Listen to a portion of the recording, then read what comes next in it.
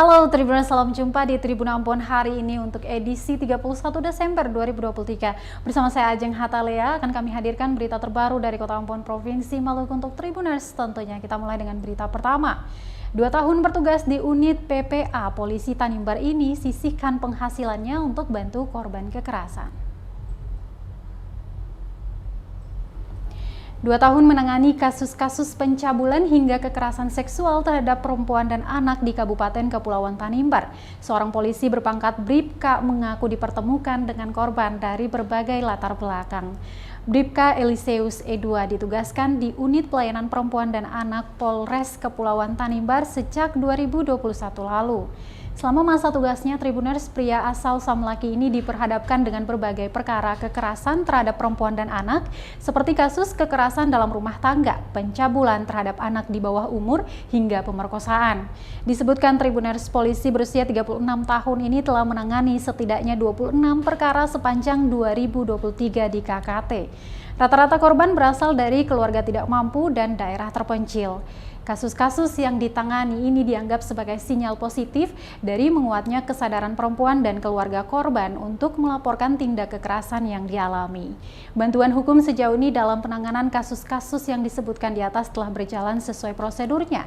Hanya saja Tribuners, para korban masih kesulitan mendapatkan bantuan dan pemulihan di luar hukum pasca kasus digulir. Dia pun berinisiatif untuk menyisihkan sebagian pendapatannya untuk membantu korban dan keluarga korban selama dan pasca kasusnya ketuk palu. Bantuan yang diberikan berupa biaya persalinan bagi korban persetubuhan oleh ayah tiri, hingga biaya sekolah korban pencabulan yang dilakukan kakek kandung, serta korban pencabulan ayah kandung juga diberikan biaya agar tetap mengenyam pendidikan. Masyarakat korban kekerasan seksual yang berada di daerah tertinggal, terdepan, dan terluar di Provinsi Maluku ini tak mudah mendapatkan akses bantuan, baik dari sisi ekonomi, pemulihan kondisi psikologi maupun pendidikan. Sehingga diharapkan bantuan ini bisa memberikan manfaat dan dampak signifikan terhadap kondisi korban pasca kejadian. Adapun bantuan sosial ini kerap dilakukan Bribka Eliseus E2 tak hanya bagi korban kekerasan seksual saja, melainkan juga warga yang kesulitan di daerah itu. Seperti beberapa waktu lalu, seorang penderita tumor tulang yang diberikan bantuan uang tunai dan sembako. Selain itu juga korban banjir dan bencana lainnya tak luput dari rangkulan pria kelahiran Sorong, Papua ini.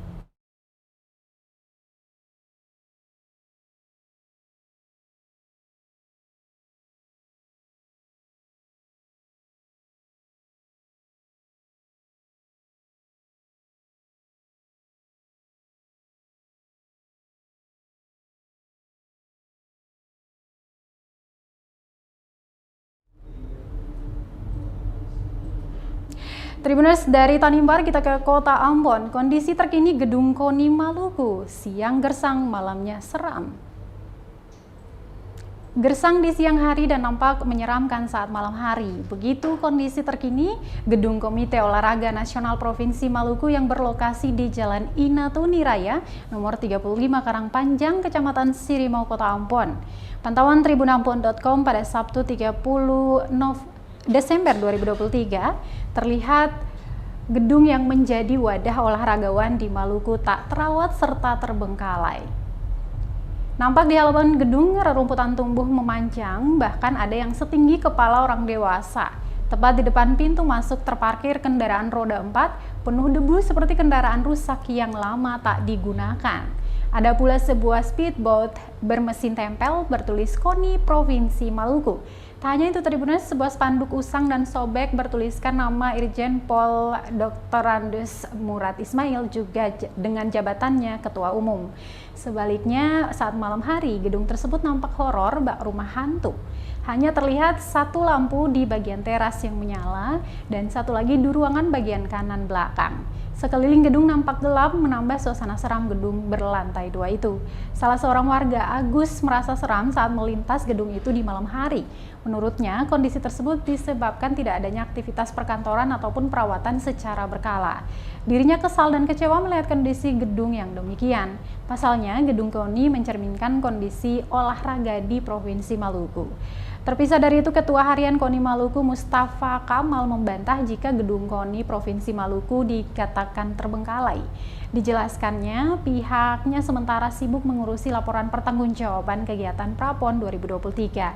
Sementara untuk rumput yang sudah tumbuh memanjang, dirinya beralasan bahwa sudah dibersihkan sebulan sebelumnya.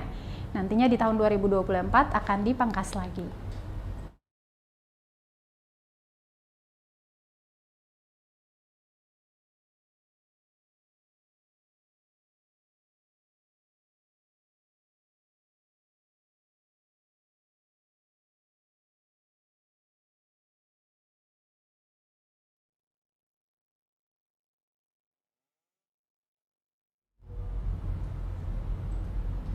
Maluku Youth Creative Hub di-launching di Kota Ambon.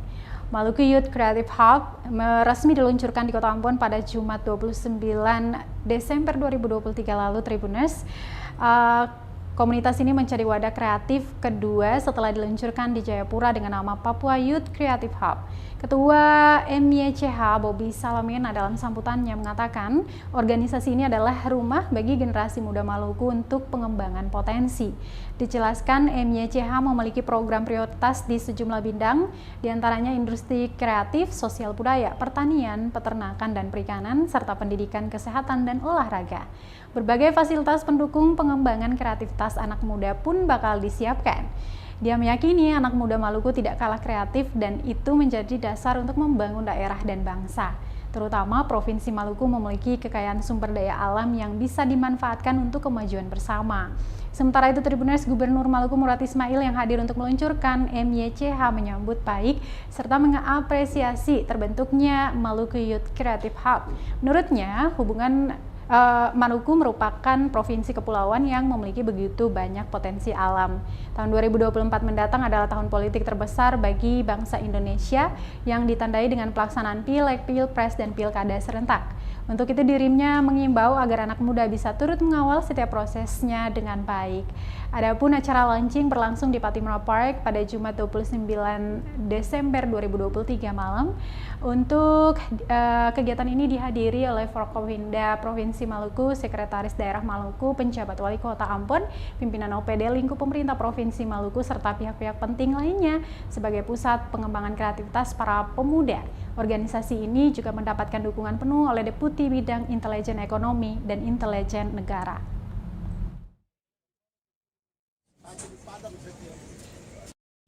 Dan mengapresiasi terbentuknya Maluku Youth Creative Hub atau Pusat Kreatif Anak Muda Maluku di Kota Ambon yang akan di-launching pada hari ini.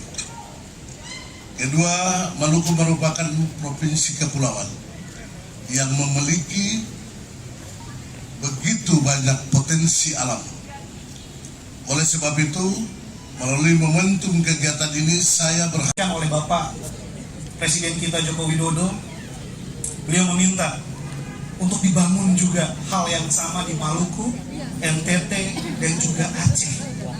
Ini adalah jawaban doa dari generasi muda Maluku yang memang merindukan untuk berkontribusi dalam pengembangan ekonomi, sumber daya alam, dan juga sumber daya manusia di Maluku.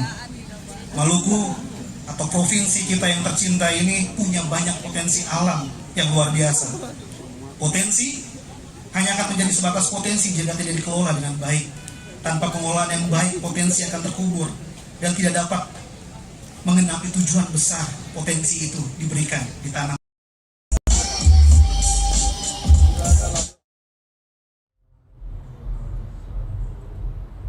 Malam minggu terakhir tahun 2023,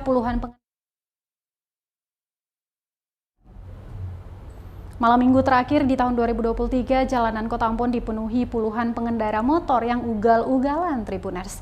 Pantauan tribunambon.com sekitar pukul 2.00 waktu Indonesia Timur dini hari, terlihat puluhan pengendara motor saling mengadu kecepatan di beberapa ruas jalanan protokol di Kota Ambon pada Minggu 31 Desember 2023 dini hari, yakni di Jalan Patimura, Jenderal Ahmad Yani, Yan Pais, hingga ke Jalan Sultan Hairun. Tak hanya berkendara dalam kecepatan tinggi, para pemotor yang didominasi pemuda itu nampak tidak menggunakan helm. Bahkan beberapa di antaranya berbonceng 3 orang. Aksi-aksi tersebut tentunya berbahaya serta mengganggu pengguna jalan lainnya. Namun tak ada aparat kepolisian yang berpatroli seperti biasanya. Salah seorang warga, Roy, mengaku prihatin dengan aksi-aksi berbahaya tersebut. Menurutnya hal itu disebabkan kurangnya kontrol orang tua terhadap anak-anak mereka. Dirinya berharap agar hal ini menjadi perhatian bersama, baik dari pemerintah, aparat kepolisian maupun orang tua.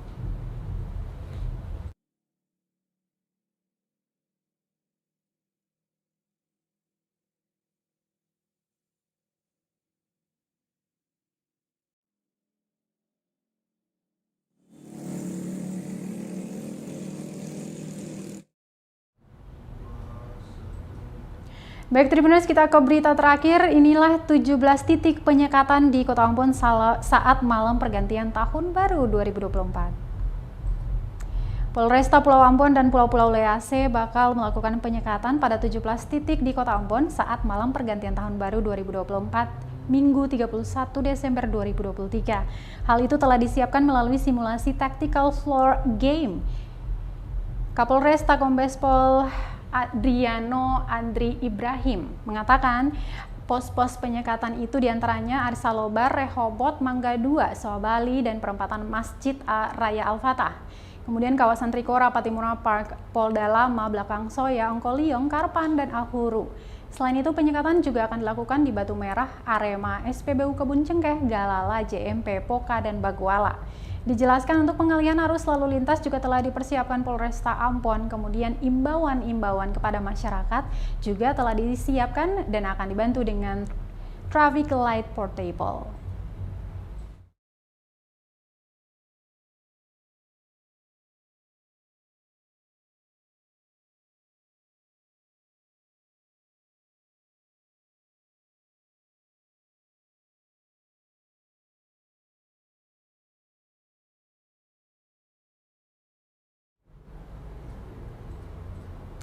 Baik Tribuners, berita tadi sekaligus menutup perjumpaan kita di Tribun Ambon hari ini terakhir di tahun 2023. Semoga kita bisa berjumpa lagi nanti di tahun 2024 dengan berita-berita menarik, penting, aktual, tajam, terpercaya tentunya untuk Tribuners di Tribun Ambon hari ini. Akhir kata saya Ajeng Hatalea beserta tim redaksi yang bertugas mengucapkan selamat memasuki tahun baru 2024. Tetap semangat, selalu toma, dan kita akan jumpa tahun depan. Amato. Download Tribun X sekarang. Menghadirkan lokal menjadi Indonesia.